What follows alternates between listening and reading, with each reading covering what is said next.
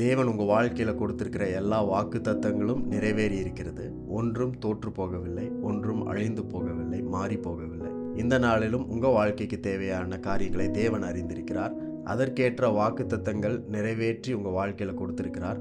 அதை நீங்களும் நானும் பார்க்கணும். நம்முடைய வாழ்க்கையில் எது தேவைன்னு நம்ம நினைக்கிறோமோ, இல்லை எந்த தேவைகள் நடுவில் நம்ம இருக்கிறோமோ, அவைகள் எல்லாவற்றிற்குமான வாக்குத்தத்தங்கள் நம்முடைய வாழ்க்கையில் நிறைவேறப்பட்டிருக்கிறதுன்றதை நம்ம பார்க்கணும். நம்ம வாழ்க்கையில் ஆண்டவர் சொன்ன எல்லா வாக்குத்தத்தங்களும் நிறைவேறப்பட்டிருக்கிறது.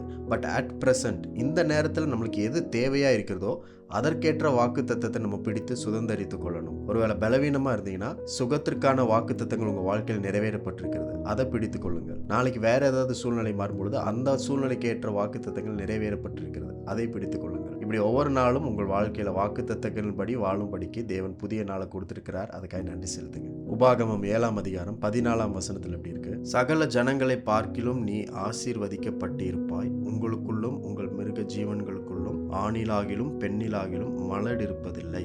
You will be blessed above all people. சகல ஜனங்களை பார்க்கிலும் நீ ஆசீர்வதிக்கப்பட்டிருப்பாய் அப்படின்றது தேவனுடைய வாக்குத்தத்தம்.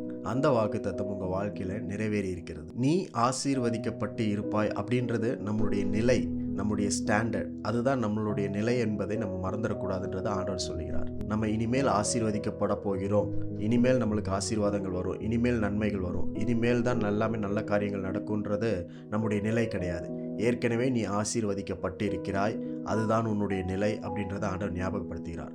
சகல ஜனங்களிலும் நீங்கள் யாரெல்லாம் பார்க்குறீங்களோ, எந்த ஜனத்தை பார்க்குறீங்களோ, எப்படிப்பட்டவங்க எந்த நிலைமையில் ஆசீர்வதிக்கப்பட்டிருக்கிறாங்கன்னு நீங்கள் பார்க்குறீங்களோ, பார்க்கும் பொழுதெல்லாம் உங்களுக்கு நினைவு வர வேண்டிய ஒரே ஒரு காரியம், அவர்களை பார்க்கிலும் நீங்கள் ஆசீர்வதிக்கப்பட்டவர்கள், நீ ஆசீர்வதிக்கப்பட்டு இருக்கிறாய், already you have been blessed அப்படின்ற நிலையில தான் நீங்கள் இருக்கிறீங்கன்றதை மறந்துடக்கூடாது. பொதுவாகவே நம்ம ஏதாவது ஜனங்களை பார்க்கும் பொழுது, மக்களை பார்க்கும் பொழுது, அவங்க ஒரு நல்ல வீட்டில் இருக்கும்போது, நல்ல காரில், நல்ல வேலையில் இருக்கும் பொழுது, நல்ல சம்பாத்தியம், வாழ்க்கை ரொம்ப அழகாக இருக்குது அப்படின்னு நம்ம பார்க்கும் பொழுது அவங்க ஆசீர்வாதமாக இருக்கிறாங்க அப்படின்றது நம்மளுடைய மைண்டுக்கு வரும். அந்த மாதிரி நம்மளுக்கு இல்லையே அப்படின்ற யோசனைகள் வரும்.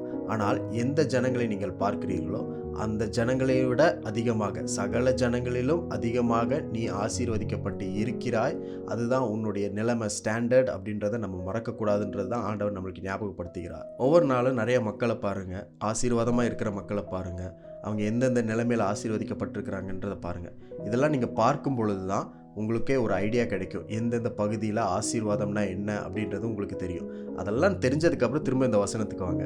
சகல ஜனங்களை பார்க்கிலும் நீங்கள் ஆசீர்வதிக்கப்பட்டு இருக்கிறீர்கள், நீ ஆசீர்வதிக்கப்பட்டு இருக்கிறாய் அப்படின்னு ஆண்டவர் சொல்கிறாருன்னா அதுக்கு ஒரு அர்த்தம் இருக்குது. ஏனென்றால் அவர் உங்களோடு கூட இருக்கிறார். நேற்றைக்கு கேட்ட மாதிரி தேவன் உங்களோடு இருப்பதே ஒரு ஆசீர்வாதம் தான். ஸோ அவர் உங்களோடு இருக்கும் பொழுது சகல ஜனங்களை பார்க்கிலும் நீங்கள் ஆசீர்வதிக்கப்பட்டு இருக்கிறீர்கள், ஆசீர்வதிக்கப்பட்டு இருக்கிறாய் அப்படின்றது தான் என்னுடைய நிலை அப்படின்றத நான் மறக்கக்கூடாது அப்படின்னு தேவன் இன்றைக்கு எனக்கு ஞாபகப்படுத்துகிறார்ன்றதை நீங்கள் எடுத்துக்கொண்டு இந்த நாளில் ஒவ்வொரு காரியத்தையும் நீங்கள் செய்யுங்க.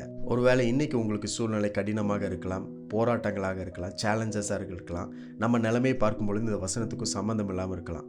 ஆனால் நாளைக்கு ஒரு வேளை இந்த வசனம் உங்கள் வாழ்க்கையில் செயல்படுறதை பார்க்க முடியும், இல்லை அடுத்த மாதத்தில் செயல்படுறதை பார்க்க முடியும், இந்த வருடத்தில் செயல்படுறதை பார்க்க முடியும்.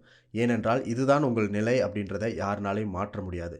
இந்த நிலையை நீங்கள் எப்போ வேணாலும் அடைய முடியும். நாளைக்கு அடையலாம், நாளான்னைக்கு அடையலாம், அது எப்போ வேணாலும் அடையலாம், அது ஒரு பெரிய விஷயமே கிடையாது. ஆனால் இதை குறித்ததான சிந்தை, மனது நம்முடைய வாழ்க்கையில் இன்றைக்கு ஏற்படும் பொழுது தான் நாளைக்கு இதை நம்ம அச்சீவ் பண்ண முடியும். ஆகவே இன்றைக்கு உங்கள் மனதில் என்ன தோன்றணும்னா, நான் ஆசீர்வதிக்கப்பட்டு இருக்கிறேன், நீ ஆசீர்வதிக்கப்பட்டு இருக்கிறாய் அப்படின்ற தேவனுடைய வாக்குத்தத்தம் என்னுடைய வாழ்க்கையில் நிறைவேறி இருக்கின்றதை நான் யோசிக்கணும். ஸோ இன்றைக்கு நீங்கள் எந்த மக்களை, ஆசீர்வதிக்கப்பட்ட மக்களெல்லாம் பார்க்குறீங்களோ, அப்போ உங்கள் ஞாபகத்துக்கு வர வேண்டிய ஒரே ஒரு காரியம், சகல ஜனங்களை பார்க்கிலும் நீ, நான் ஆசீர்வதிக்கப்பட்டவன் அப்படின்றத நீங்கள் புரிந்து கொள்ளணும், பார்க்கணும், நினைவு கூறணும், ஆண்டவருக்கு நன்றி செலுத்தணும். அப்படி நன்றி செலுத்த இன்றைக்கு ஒரு நல்ல நாள். ஆண்டவருக்கு தொடர்ந்து நன்றி சொல்லிக்கொண்டே இருங்க.